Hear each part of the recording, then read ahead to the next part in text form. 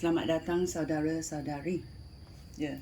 Kita mau belajar mengenai perangai syaitan.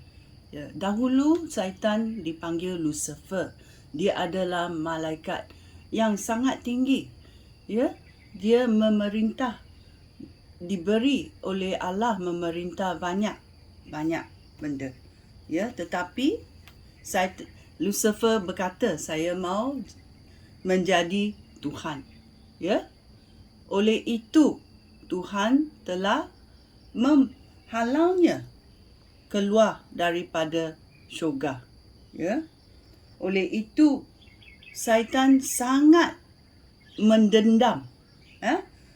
Bila dia diturunkan daripada syurga, dia ditukar nama kepada syaitan. Syaitan adalah yang membenci, yang jahat, yang merosakkan.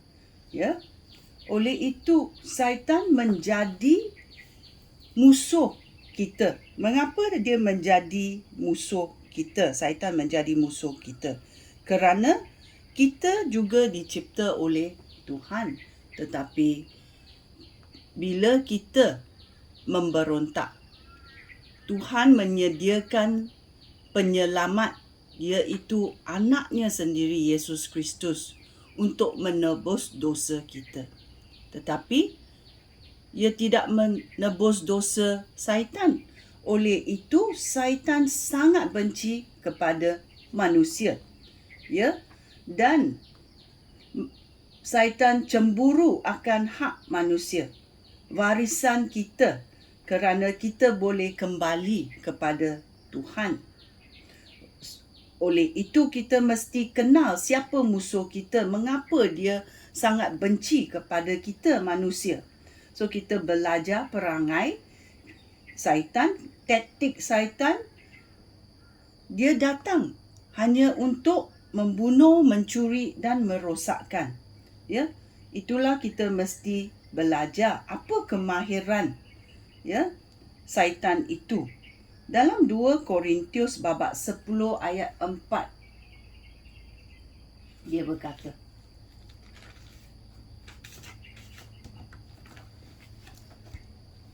senjata yang kami gunakan dalam perjuangan bukan senjata dunia ini, melainkan senjata yang diberikan oleh Allah.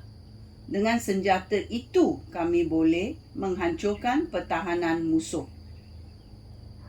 Kami menghapuskan pendapatan dan mengatasi setiap alasan yang diajukan oleh orang sombong untuk menentang pengetahuan tentang Allah. Ya. Oleh itu kita tahu kita hanya manusia. Kita tidak boleh mengalahkan syaitan. Tetapi penyelamatan kita, Yesus Kristus, telah menang, telah mengalahkan syaitan. Oleh itu bila kita guna darah Yesus, kita guna nama Yesus, kita boleh mengalahkan syaitan. Ya. Kerana bila kita menerima penyelamatan Yesus Kristus, ya, kita menjadi askar Yesus. Kita dalam satu peperangan dengan syaitan. Ya, bukan dengan orang tetapi dengan syaitan. Ya, kerana dia tidak suka manusia. Kerana kita telah ditebus oleh Yesus Kristus, ya, dan kita boleh bersekutu dengan Allah Bapa. Ya, syaitan tidak boleh. Oleh itu dia cemburulah. Okey, dia boleh lihat kegemaran kemuliaan Tuhan dan dia tidak boleh pergi ke tempat itu. Dia hanya boleh pergi ke api neraka, ya, yang sangat menyedihkan. Ya. Oleh itu kita belajar supaya kita tahu perangai syaitan, apa dia buat, apa dia nak buat kepada manusia. Ya. Dalam 2 Korintius babak 4 ayat 4, dia berkata, mereka tidak mahu percaya kepada berita yang kami kabarkan kerana iblis, iaitu syaitan, yang menguasai dunia ini menjadikan fikiran mereka tertutup. Ya, Ada kalanya bila kita memberi perkabaran baik, ya, berita baik kepada seseorang itu tidak mahu menerima penyelamatan Yesus Kristus. Kerana apa? Kerana syaitan menguasai dunia ini, menjadikan fikiran mereka tutup, tidak mau mendengar, tidak mau menginterpretasi, ya, kerana syaitan menutup mata mereka, minda mereka, telinga mereka, mereka tidak mau dengar. Bila orang berkata Yesus, mereka tidak mau dengar langsung kerana syaitan sudah tutup minda mereka supaya mereka tidak percaya. Ya, ini adalah perbuatan syaitan. Ya, ini adalah perbuatan syaitan. Dalam Efesus babak 6 ayat 12 berkata,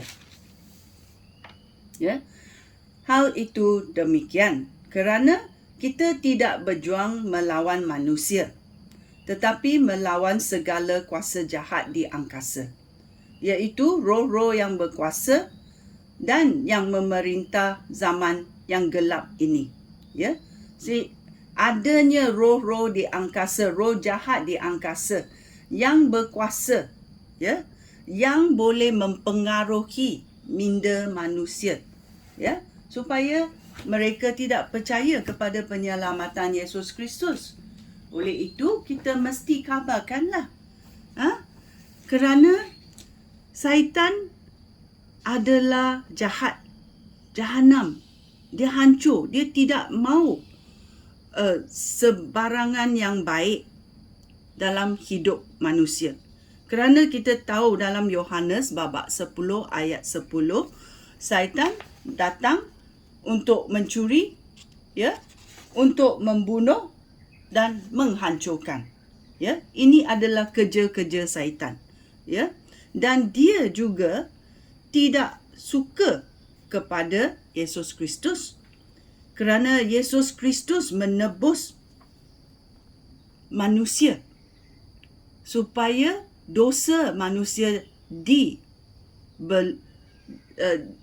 dilepaskan, ditebuskan, ya.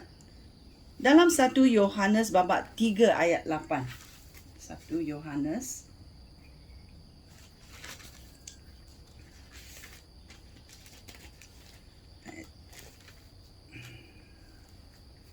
sesiapa terus menerus berbuat dosa, ya, dia anak iblis, kerana iblis berdosa sejak permulaan.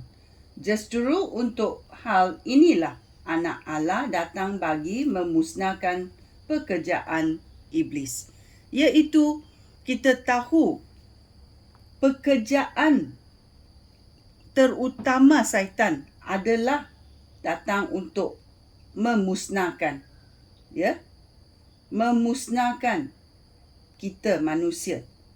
Kalau manusia terus menerus membuat jahat kerana dia sudah dijangkiti oleh syaitan, ya, manusia sudah, minda sudah dikuasai oleh syaitan, ya, dan tidak boleh berpatah balik lagi. Macam mana? Hanya kuasa Yesus, penyelamatan kita, boleh menukar segala-galanya. Oleh itu kita mesti tahu, ya, tindak laku syaitan, perangai syaitan, dan kita boleh mengatasinya dengan darah Yesus, dengan nama Yesus. Sekian, terima kasih. Shalom.